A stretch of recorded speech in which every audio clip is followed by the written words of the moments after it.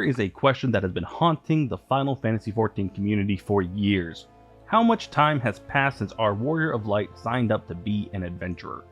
The official answer is that it's just been one really bad year of escalating political tensions and the end of the world a couple times over, but come on, how realistic is that number?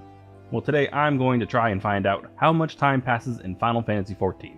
Hello world, my name's Atticus, and welcome to the 14 Timespan. We begin in Ul'dah, or Gridania, or Limbo, and I could go through one and call it canon, but I'm going to do my due diligence.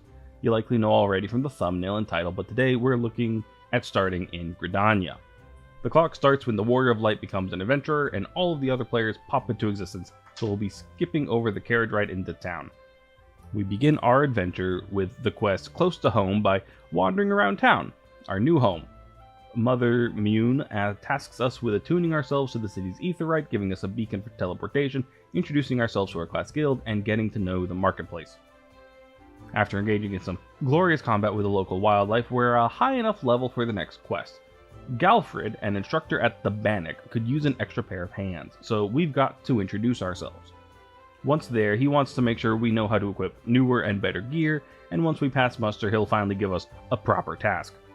The quest Chasing Shadows begins with Galfred saying that by our tireless efforts, we've proven ourselves a friend to Gridania. We have, so far, walked around town, talked to him, and put on better gear.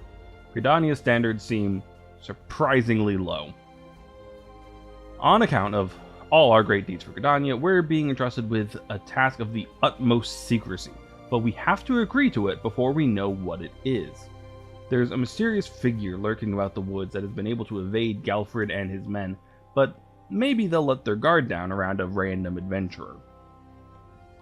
While investigating a sword and a stump, we meet an animated pugilist, a short-tempered thaumaturge, and a Moogle, who are also searching for the strange stranger. For a moment, they suspect us, but the Moogle vouches for us. While they investigate and we stand there trying to look innocent, a horde of frenzied trees begin attacking us. After our victory, we find a cool rock on the ground and immediately start hallucinating an even bigger and cooler rock that beseeches us to save the world from encroaching darkness. We awaken just in time to see the animated pugilist find a dead Ixal, a bird-like humanoid, on the ground. Not sure how we missed that. It seems this was the culprit behind enraging the local fauna. The pair leave and we collect the sword to present as evidence to Galfred. He identifies the blade as a ritual instrument and tells us the pair we met are Papalymo and Ida. After that task, being entrusted with state secrets and foiling a conspiracy, Galfred would have us slay some big bugs and deliver egg sacs to Monrangwin as part of a survey into the health of the local wildlife, checking for diseases and all that. An important task, to be sure, but it feels like a step back after Chasing Shadows. That quest feels like it was done really early. Monrangwin has another task for us. A surveyor fled for their life while on the job, and he's concerned about the gear left behind, so we have to go collect it all. It's a lot of wading through the river and fighting giant crab things. We return the gear to Pauline, and while we're here, she'd like us to thin out the number of animals in the area and collect an egg, which we deliver to Subcamazome back at the Bannock. It really feels like Chasing Shadows should have been here. But Galfred has a different crisis for us to deal with. Galfred's men are stretched too thin, so he needs us to go to Spirit Hold and deal with a shadow of some sort that's causing problems. Allison has slightly more information for us, but not a lot. A large shadow manifested and attacked the people in the Spirit Hold. Most got out, but there are still 5 unaccounted for, and we have to rescue them. We fight our way through the Spirit Hold and rescue everyone we find, including the hero in charge of the party. A mysterious masked man summons a clay golem for us to fight, presumably the Shadow? We take it out and Ida and Papalymo show up right after, and we have a vision about them, a scene of them tracking Ixal movements, one of them surveying the effects of the fall of Dalamud, a moon who fell 5 years prior to the start of A Realm Reborn, on the flora of the Twelveswood, and one of them right before we met them at the Sword and the Stump.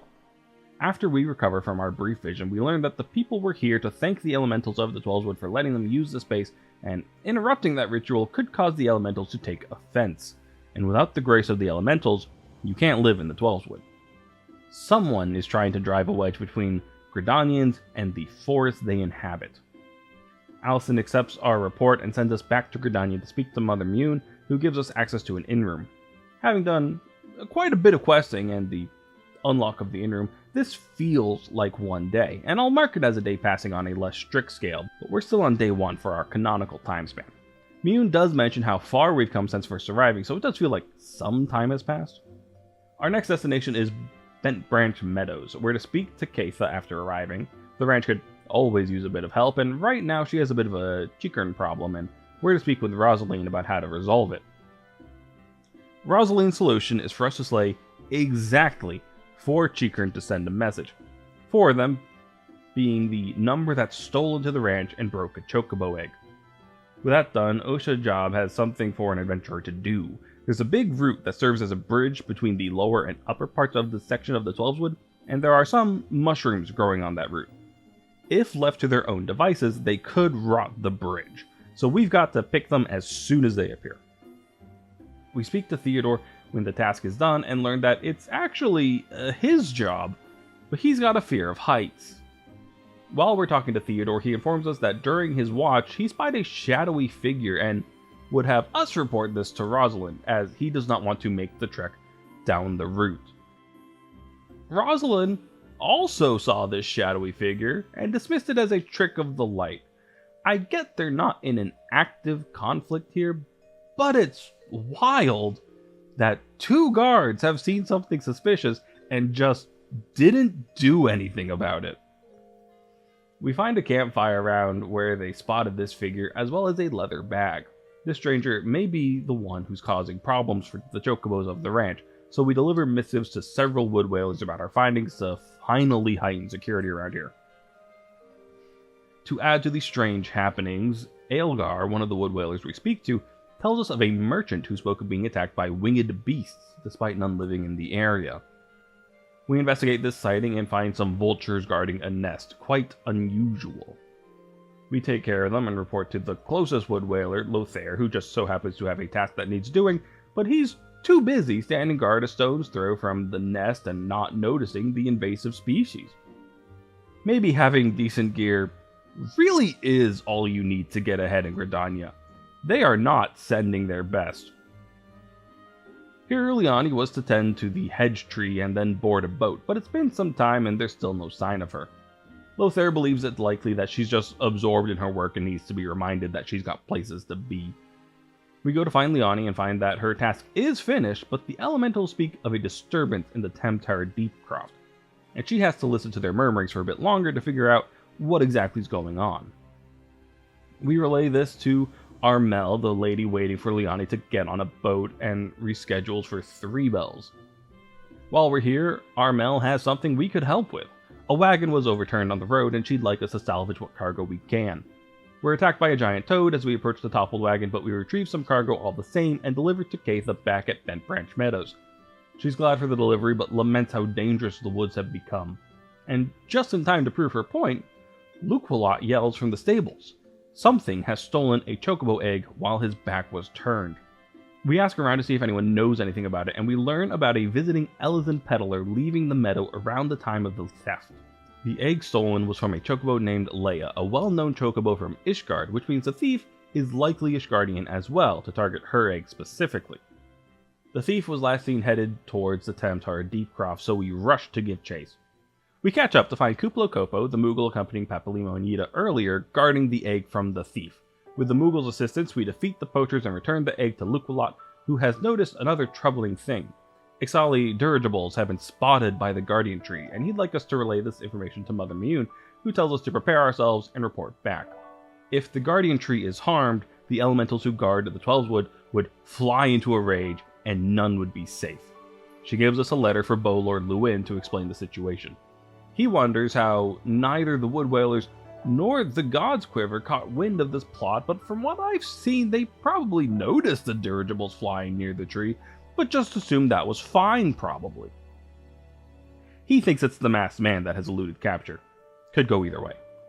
He's about to dispatch some men to deal with the situation when a member of the God's Quiver bursts in to report the Ixal are already at the tree. There's no time to assemble a team.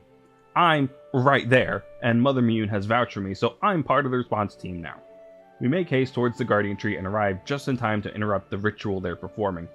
They mention having the wisdom of the paragons, and their goal is to oust both the unfeathered ones that live in the woods as well as the elementals themselves. A great skirmish breaks out, and we get to fight alongside Galfred, which is fun. The battle is going well until the Ixali summon a Void Scent, a giant bat-like creature called a Blonga. We deal with it while the Wailers and Bows hold the Ixal, and we eventually emerge victorious. My comrades give chase to rout the Ixal, and the masked man emerges to take me out personally, summoning another Void Scent, a gargoyle this time, to aid in his attempt. Noticing the disturbance, Papolino and Ida appear to help, but honestly, I think I had it handled. As Papolino notes, however, I certainly don't object to their assistance. With his dying breaths, he refers to himself as a paragon, and Papolino informs us that that means Ascian, and Ascian means problems. We find a twisted and evil rock that explodes when we look at it and return to Gridania. Connie Senna, the leader of Gridania, comes by personally to thank us for our actions in the safeguarding of the city. She mentions a coming ceremony, though not how close or far away it is, and invites us to participate as emissary on that most joyous of days, which means it's not today. Before that joyous day, we've got to get ready, and there's no one better suited to help than Mother Mune. We need a ceremonial artifact that we can get from the Timber Master Beaton. By the time we return to Mune, the venue for the celebration is just about ready, so a day has passed. A day in which we arrived in Gridania, fought off a horde of trees, slayed some bugs and collected eggs, retrieved abandoned survey gear, slayed some anoles and collected an egg, rescued some conjurers from a golem, slayed exactly 4 chikrin for attempting to collect an egg, picked some mushrooms, slayed some vultures protecting an egg, checked on an absent-minded hearer and salvaged some cargo, retrieved a stolen egg, and interrupted a plot to shatter the Order of the Twelveswood. Gridania has a very egg-centric story. I'm not sure what that's about. We participate in the ceremony, and Connie Senna tells us of the Warriors of Light and the Battle of Cartano from 5 years ago, and then we have a vision of those events. We pass out and awaken back in the inn room, and I called that a day in Ul'dah, but the banquet was definitely a dinner thing. The ceremony could have been more of a breakfast thing, so we could still be on day 2 with just a mid-morning nap. Refreshed and ready for the day, we go to see Connie Senna as she wants to see us, and she appoints us as the Gridanian envoy, tasked with visiting the other 2 major cities and inviting their leaders to participate in a day of remembrance on the 5th year anniversary of the Battle of Cartano. She mentions that the travel would take weeks by land, but air travel would cut that time down, though not by how much. We make the rounds, everyone's pretty agreeable to the plan, and a new world of adventure has opened up to us. In strict canon, 1 day has passed. In less strict canon, I'd say we're at about a week, which is still very impressive. Next time, we look at how time would have passed had we started in Limsa Lominsa instead. Until then, I've been Atticus, and thank you for participating.